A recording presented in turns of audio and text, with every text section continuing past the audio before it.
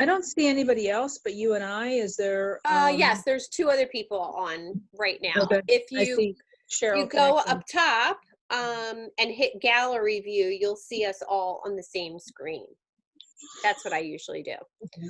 Hi, everyone. It's Suzanne Taylor, and we are here tonight to talk about rewriting your story. And I rescheduled this from last week, and I'm super excited because I think it's coming at a great time with everything that we're going through right now, kind of being stuck in our houses.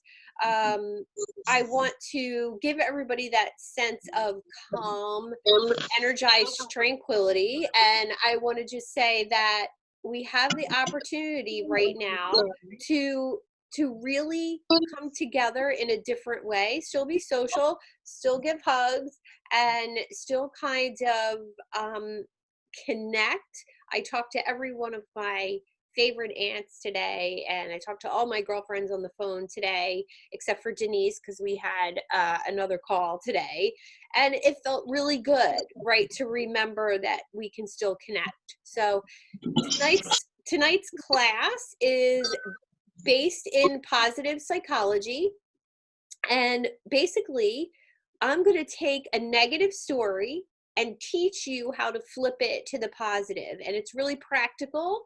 You can use it on the fly. You can use it if somebody's gossiping about you. You can use it if something bad happens to you.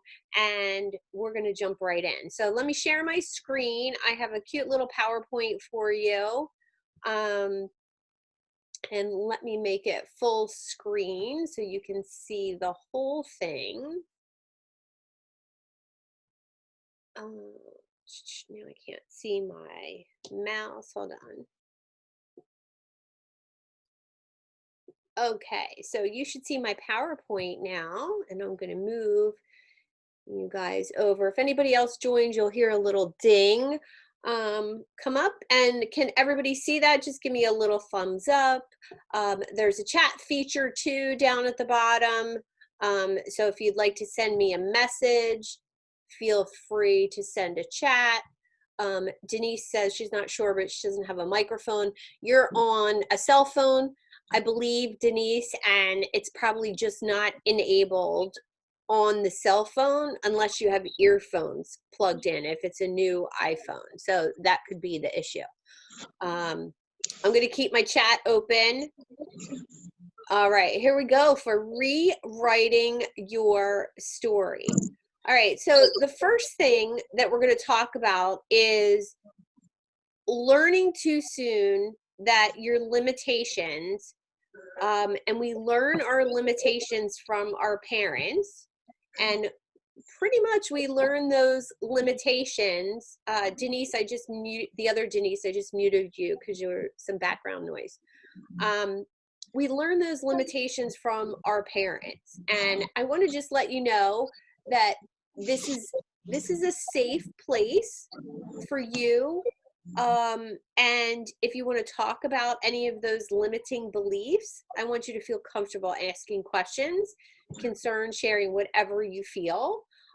It stays here. I am recording this, but the recording is only going out to those who participate. This isn't anything I'm going to be putting public. So feel free to unmute yourself and ask a question if you have something, or you could just send a chat to me privately. I did leave the chat window open, and you know, that way I can see it if anybody sends me a message privately. So what are your thoughts in your head tell you to do? This is really interesting because if you were here to explain what type of person you are, what would you say? So if you can think of one word to describe yourself, or maybe even 3 words, jot them down on a piece of paper. What would you say if somebody asked you to describe yourself? Would you focus on your appearance? How would you describe your personality? What would you list off as your accomplishments? And the way we think of ourselves in private creates kind of this outside perspective. So this is really important. Come up with 3 words that describe you and see what you focus on. Denise says outgoing, fun, and thoughtful. I've unmuted myself twice. I don't know why. Hey, Denise. Which one? Denise Strack, can you mute yourself just for the background noise and unmute if you have a question? I don't know what I'm doing here. Hold on. Okay, right down at the bottom, it'll just have a little microphone and you just click on it and it'll exit. Awesome. Thank you so much. Okay, so share, or write on a piece of paper 3 words that describe you. You could share in the chat or you can unmute yourself. And those words, when we think about those words that describe us, do you go strictly by appearance? Do you go by personality? Or do you list your accomplishments? And so many people they'll say like, I am an accountant or I am a lawyer instead of the type of person that they are. So they're leading with accomplishments. Some people lead with, oh, I'm funny, or oh, I'm outgoing. That's based on personality. And Cheryl Campbell says controlling, truthful, and caring. So she's using feeling words. Denise is using emotion words like outgoing, fun, and thoughtful. That's all personality. Cheryl says controlling, truthful, and caring. Personality. Controlling, interesting. How can we frame that to the positive? You're a great leader. I like that better than controlling. So next slide is stop comparing yourselves to other people. So this is where we get into trouble. So when we start comparing ourselves to other people, the insecurities come up. And in reality, the closer you are to something, the more flaws you can see. So of course, we see more flaws in ourselves than we see in other people who are just showing their best selves on social media and most likely edited pictures. So just remember, even that perfect celebrity is just a regular person with doubts and fears and insecurities. And I actually worked with a coach one time who worked with a lot of celebrities, and she said it was so draining because they were so insecure and just needed constant building up and reassurance. So let's try to take whatever negative situation we're going to reframe tonight with your good personality, and we're not going to compare to other people. Who's somebody, if you had to pick, that you would normally compare yourself to? Is it your mom? Is it your sister? Is it that person that you follow online? Just make notes of that right here and say, okay, maybe I'm going to stop comparing myself to that person. I just want to check in and see if there's any new people that came on. Let me just check. We have 4. Okay, good. Okay. All right. Now, when we take this to behind the scenes, so that's another, this goes back to social media. We're going to be even more so confined at home, and you're going to find yourself reaching for your phone a lot more than before. So this is where I'm changing the presentation to fit the times here. I want you to really notice if you're reaching for your phone out of boredom right now, nothing to do, so you're going to scroll social media, and I want to challenge you to do a little bit of a digital detox. Set some boundaries for yourself around social media. Pick a new book to read. If you need some recommendations, I got a whole wall back here. I'll recommend some new books for you to read. But remember, looking at social media, especially before bed, affects your emotions and cortisol levels. So keep in mind that the best version of somebody else's life isn't necessarily what's actually happening. People don't post about their anxiety and their stress and their meltdowns and temper tantrums or their disappointments and business failures. So if you're using social media, especially right now, let's decide on some boundaries around that. I would really strongly recommend that. So everybody has their own timeline. And I love this because people think that, it's been really easy for me in business. I know I've looked at other people and thought, hey, it's really easy. Sometimes you feel behind. A lot of my clients are just starting out. I'm not just starting out, and they feel overwhelmed or behind. Or when you see family or friends doing things you want to do, like my friends that just bought a shore house, or my friends that just got a new Mercedes, right? You're comparing yourself to other people again, except this time it's a little closer to you. And I want you to think about right now, what's the last thing you saw or heard that made you feel like, ooh, I'm behind. I'm not keeping up with the Joneses here. Cheryl said she started changing how much she looks at her phone and have started a book. That's awesome. That's really going to help your mindset during this challenging time that we're having, this, kind of isolating time.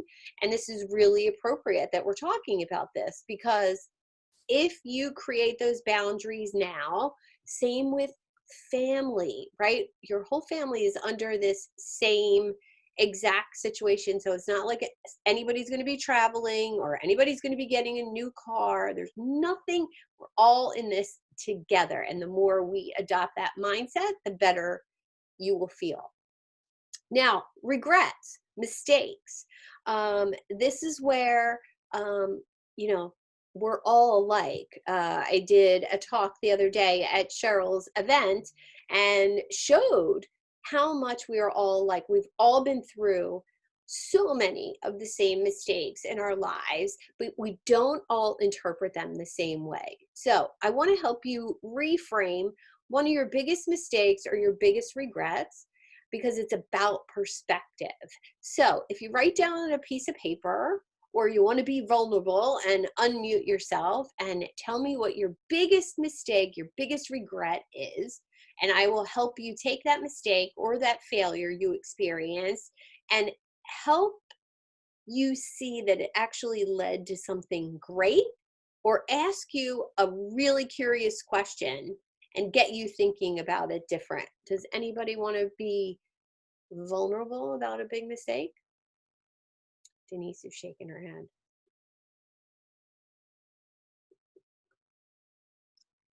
I think I'm good at the moment. Okay. All right. Well, if anybody wants to, she can't unmute. There's too much noise. Well, if you want to share in the chat, either Cheryl, your biggest mistake, or the other Denise Segal, if you want to share your biggest mistake, awesome. Just for giggles, I'll share one of mine. Oh, not spending as much time with her dad before he died. That's a tough one because I feel that one as well. So if you have good memories of your dad, good memories of childhood and all of that, you can reframe that by the time that you did spend with him when you were younger. If you had a relationship to repair and you felt like you were making up for lost time, that's a little bit more difficult, and just to be thankful for the time that you did have. Denise has the same regret. So if we can make a list of the really good times that you did have, I'm super thankful for the 8 years I had between my mom passing away and my dad passing, because I really got to know my dad on a deeper level. And, he lived in Florida, so I only saw him 4 times a year. But, that's the problem. You had very few, Cheryl said. Yeah, very few good memories. So let's take it for what it is and know that you did the best that you could to repair that relationship before he left this world. and it's still possible. Yeah. The year her dad got sick, she talked to him every day, the other Denise said. Yes. So you did. You made up for that lost time and hopefully said all the things you needed to say. So that's not a failure. That's a sadness that you wish you had had more time, but it's nothing you did wrong. So that's how I want you to start thinking about that situation. And if that mistake keeps you up at night, for sure you want to reframe that. Yes. Cheryl said she did that with her mom, but her dad, it was not possible. So, since it wasn't possible, then that's when you really have to say to yourself, Is that true? Did I do the best that I could at the time with the knowledge that I had at the time, and do a little forgiveness work with yourself and realize that it wasn't a mistake or a failure. It was just something that didn't quite go the way that you wanted it to go. And as we all know, you did say that you were controlling and you like to be a leader. And sometimes we're not in control of what happens. And I hope that helps a little bit. So she's writing her book. Awesome. Yeah, it's all going to come out in that book, and I think that's awesome. All right, let's do a quick little check-in. And do you agree with the following statements? I feel ashamed of something I did in the past. I think we all have at least one thing we were ashamed of in our past. I want you just to realize that everybody has that. Um, and then we're going to move right on. Shame versus guilt. Maybe this will help you a little bit, Cheryl. Shame versus guilt. Have you ever considered the difference between shame and guilt? Guilt can be a positive thing, which motivates us towards better behavior. For example, apologizing for breaking a beautiful wine glass at your friend's house. Oh my gosh, I feel so bad. I'm so sorry. My hand just slipped and I broke that. Shame, however, is more of a paralyzing general assessment of yourself as a person. Shame can form the lens which all your self-evaluation is viewed. Another way to think about the difference between guilt and shame is being told or thinking that you did something bad versus being told or thinking that you are something bad. Doing something bad or you are something bad. You see the difference? Feel the difference? Yeah. And Denise says, sure, but I don't really think about it. That's good. That's good. You've packed it away, you've processed it and packed it away. And we're going to go a little bit more into that. But remember, shame and guilt, the difference between the two. Guilt, did something bad and you're sorry. Shame, are something bad. That's the simple straight line difference. And where does shame come from? Shame comes from a really interesting place. All kinds of experiences, typically before we're 10 years old. It can be cultivated by getting made fun of, getting bullied, can be from achievements or ideas of what we should do or what we should be having by this time in life. And if we take away these statements, it will help get it right, get it better in your head. Why are you doing it that way? What were you thinking? Why can't you be more like your sister? Those statements that we might have heard as a child can make us feel really shameful about who we are as a person. Shame can also come from physical, sexual, emotional abuse, as well as neglect during childhood. Think about it. when the adults in your life who are supposed to know best tell you yet that you're wrong or that you're bad, you likely internalize that feeling for a long time. So when you bring the shame to light, when you talk about it, um, people, hmm, I'll just say that the less you talk about it, the more power it has. And if you've never watched the Brene Brown vulnerability video on YouTube, just jot that down on a piece of paper to look up that video. Brene Brown's talk on vulnerability and shame. It's super powerful. Um, because the less we talk about it, the more power it has in our lives. And if you cultivate awareness around shame, name it for what it is, you can cut it off and lessen that power over you. And moving beyond shame, and acknowledging and sharing those experiences with trusted people in your lives, of course, not on social media if you're not comfortable with that. Share it with the people that you're close to. And they know that you're not perfect. They love you anyway. And that empathy that you get from those people that you feel comfortable with, allows you to feel a sense of perspective. Um, and there's another quote by Brene Brown, a great quote that I want to share. When we bury the story, we forever stay the subject of that story. If we own the story, we get to narrate the ending. So that's where we're going to take and rewrite that story. We're going to reframe the shame that you feel, whether it's about your body, whether it's about your age, whether it's about something that you've done in your past. And next time you start feeling down on yourself, or you start hearing those negative repeating things, I want you to think about the vocabulary that you use to describe those feelings. When you feel bad about something, do you really feel guilty or embarrassed or humiliated? And having more words to describe your feelings really, really helps. I know I got a list of 100 different feeling words, and that really helped me.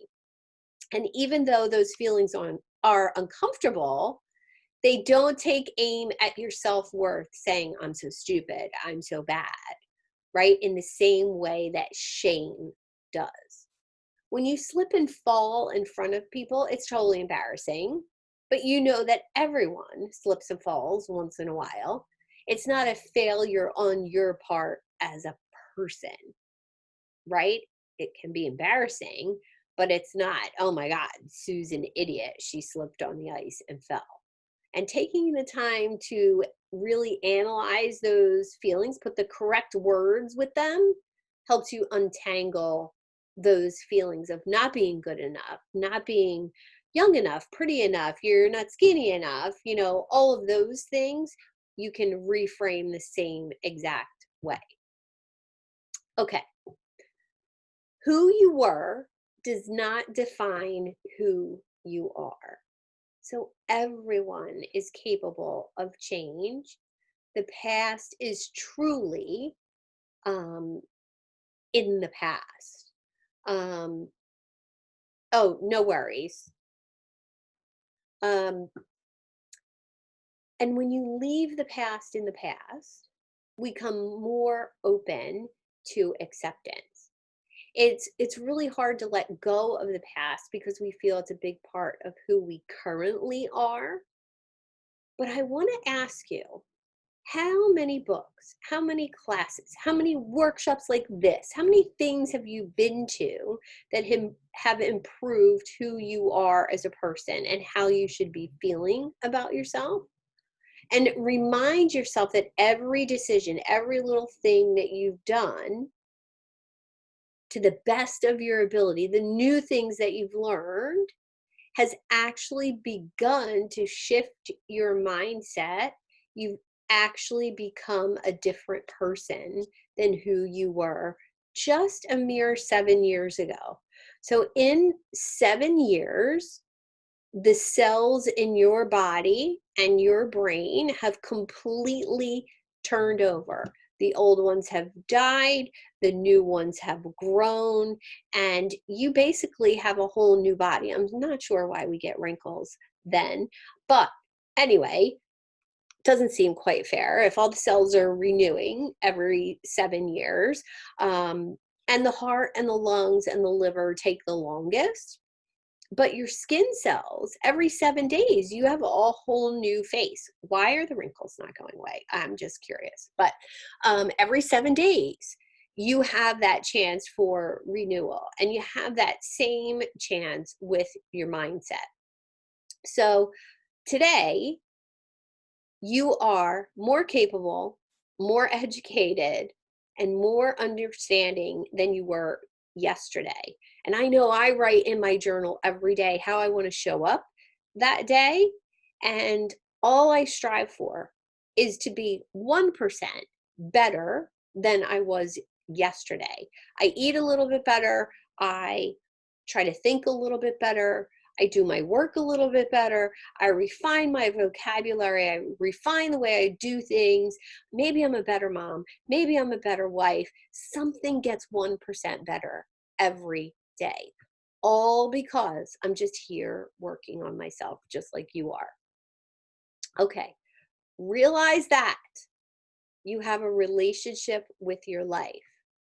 Your life is your companion. You are the car that you're going to drive around in for the rest of your life. And isn't it time to have a better relationship with that person that you spend all of that time with?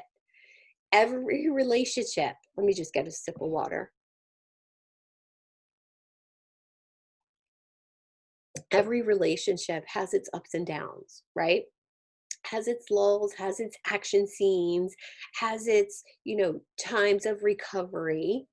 And thinking this way helps you picture your life as a whole thing rather than just these events that are happening this week and last week, and that are probably going to be a little bit worse next week. I'm just saying it's probably going to be a little bit worse before it gets better. And let's look at this as in the scope of your whole life.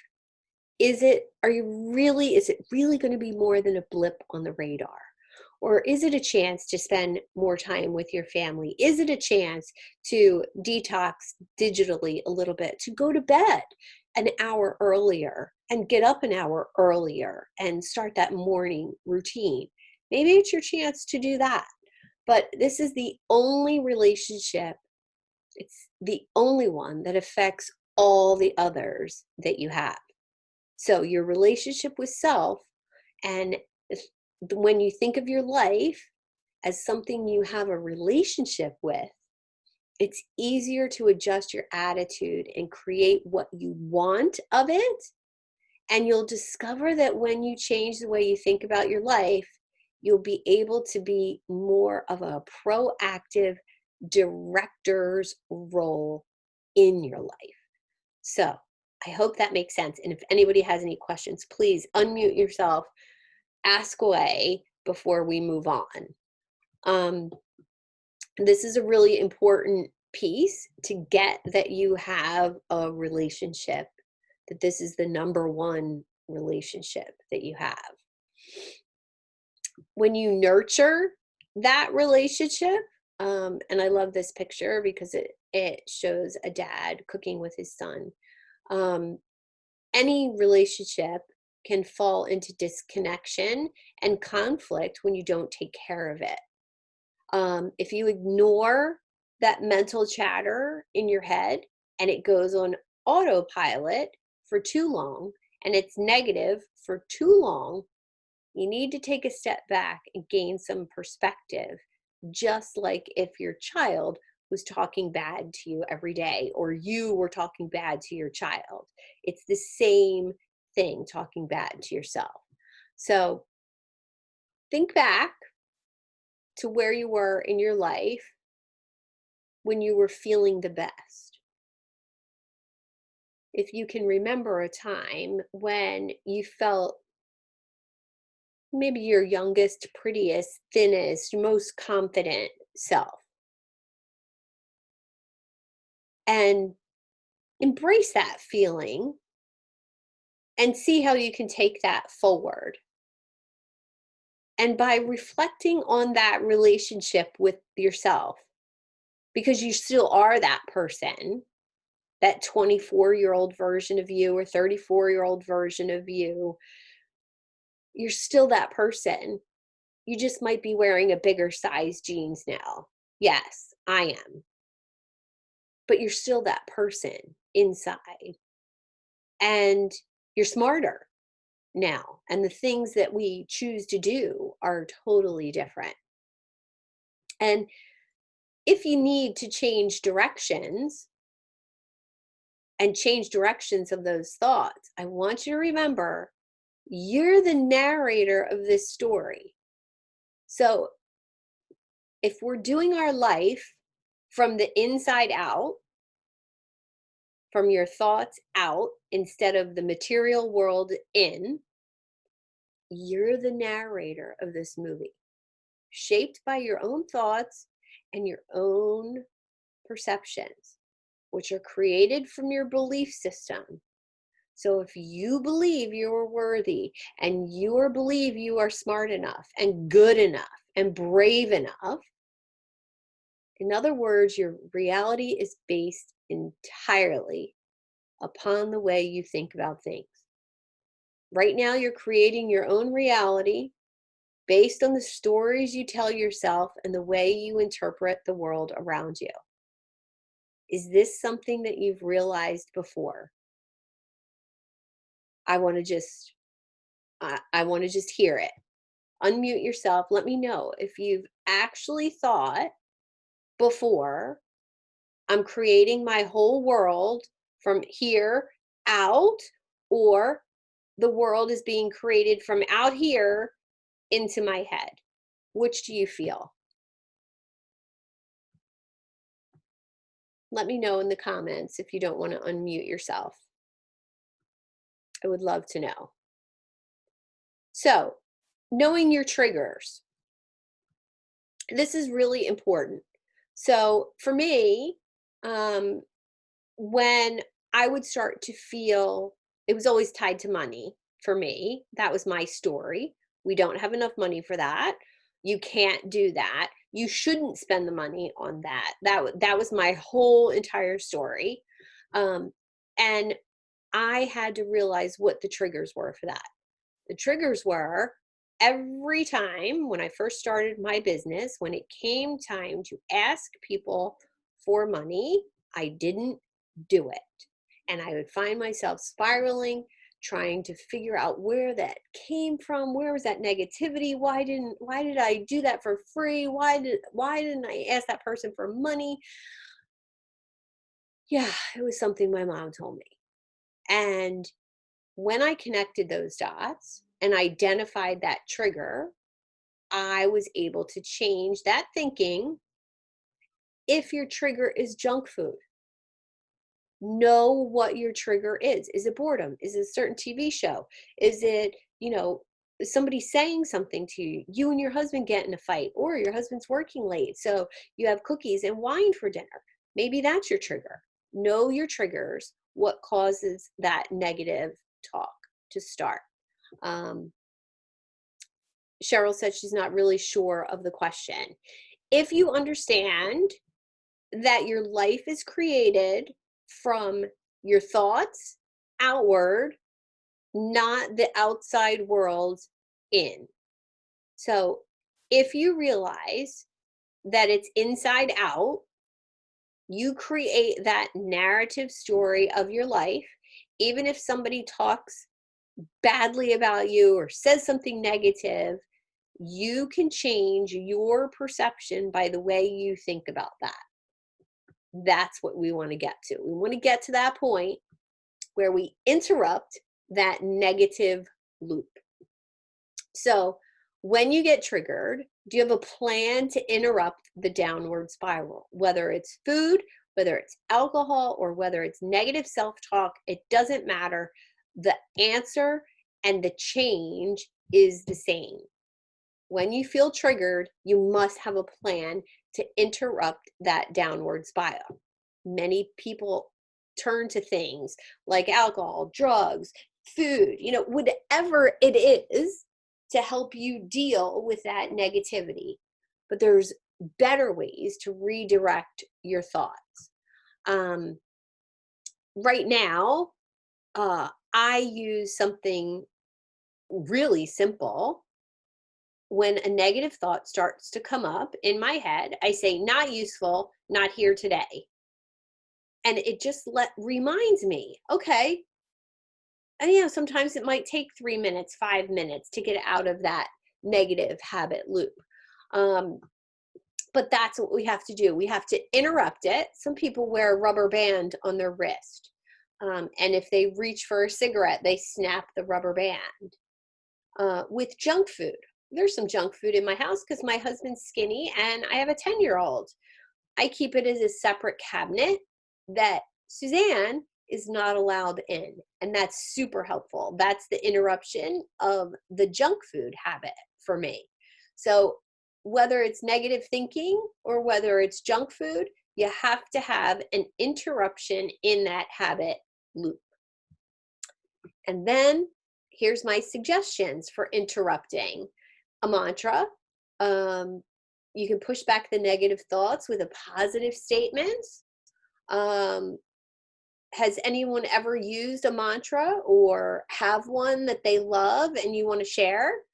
I write 2 every day.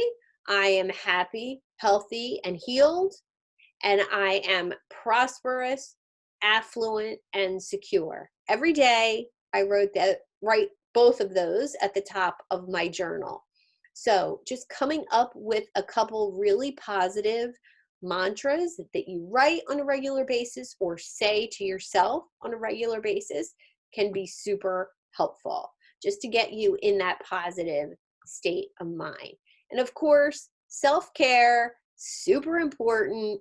That's your physical, mental, and spiritual well-being. Are you focused on the fundamentals of eating, moving, and sleeping well? Because when we're not, your negative mind is more easily swayed in that direction. When you're not taking care of yourself, it's easier to be negative. And self-care for you might be a daydreaming meditation, staring out the window, or cooking a nutritious meal with your family. And right now, during the time that we're having right now, all quarantined in our house, it's going to be a little difficult to find alone time. I'm just saying that tonight I might have to lock myself in the bathroom in order to not have company between the dog, the husband, and the kid. Self-care is important. And if you participate in that, on those fundamentals of eating, moving, sleeping, journaling, meditating, whatever you're adding into your morning routine, maybe some yoga, some stretching every day. And if you're feeling tired for some or no reason at all in the middle of the afternoon, working from home, get outside, get some fresh air, and move your body a little bit. So Cheryl says she doesn't think she has a negative mind, but she has doubt more than negative. That can be just as harmful, having that self-doubt. So boosting your self-confidence with self-care and some positive mantras every day, Cheryl, really creating, sometimes she doubts whether she's doing the right thing. It's not negative, but was it the right choice? Wow. Super powerful, positive mantras every day. It's totally what you're meant to be doing, right? And really being confident in that. If it has to do with your work, creating those positive mantras around that and practicing them. Practice seeing your triggers, uncovering why they hurt you, moving beyond them, the negative thoughts, and then implementing those self-care. That routine, that morning routine for me is huge. Practicing that every day, journaling about it, and honestly, writing those mantras every day, writing how I want to show up as a wife, a mom, a coach. How do I want to show up energy wise for myself? How do I want to show up every day? I want to show up like an athlete who is capable of doing anything. And I write that every day. And I've been doing that for over a year now, and I can honestly feel the difference in my person, because practice changes the mindset. If you have 50 years of self-doubt, you're going to have to do a lot of positive thinking to pull yourself out of that. Denise says her audio is getting weird. Yes, the internet connection, I think Zoom is a little overloaded tonight. You always have a choice. Remember that. You always have a choice in what you're thinking. And here are the following sources that I use to put together this class for you. You can take some of these tools and go and really help yourselves and move forward. And that's my last slide. So I'm going to put the tools, I'm going to stop my screen share, and I will put all the tools in the chat. I'm going to just cut and paste them there for you so you guys can have them. All these resources, there's some great articles to read. I think you'll really like them. I typically do a lot of research before I talk about a subject. So shame was part of my positive psychology work and part of my positive psychology certification. And I really enjoyed researching that bit of shame and how to reframe it. So here's all the articles. I guess I should have put some space between those for you. Let me see if I can edit that. Let me redo it for you so you have the space between. And then you can copy each one of these individually. And it's so funny, we have a curfew in place. And I hear the teenagers in the neighborhood all outside. Isn't that fascinating? Okay, there, I put some space between those, and then you can copy each one of those. So I hope you enjoyed tonight's class. I want to unmute everybody, and if you have any questions, please let me know. Getting a little feedback. It's probably Denise. It's Denise. Sorry. Now That's I'm off okay. the phone. That's okay. Yeah, if you guys have any questions or need any help reframing something negative, or creating those mantras for yourself, those positive affirmations that you're going to write or say every day, just let me know. These articles are really easy reads. You're welcome, Denise. Thanks for being here. And you know where to find me if you have more questions. But I really think during our isolation time, I have renamed this time. Here's what I'm going with. I am going with my 5-week staycation. And during this time, I get to still work with 15 amazing paying clients. How lucky am I? They've already paid. Yep.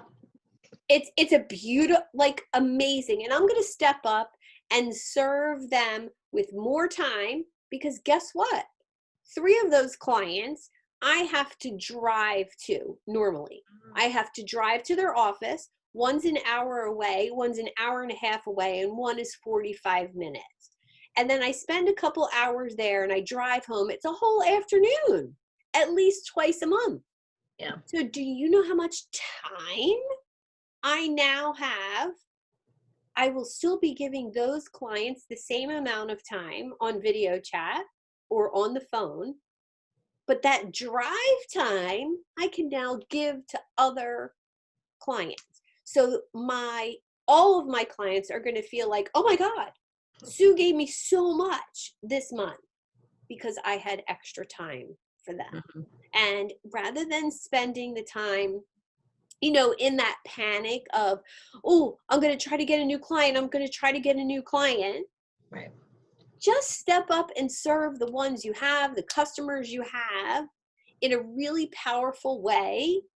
And when we're out of our isolation time, everything's going to go back to normal. We know it is. And maybe not as crazy as we were before. What if this is just our time to recenter Chill out. and refocus our priorities?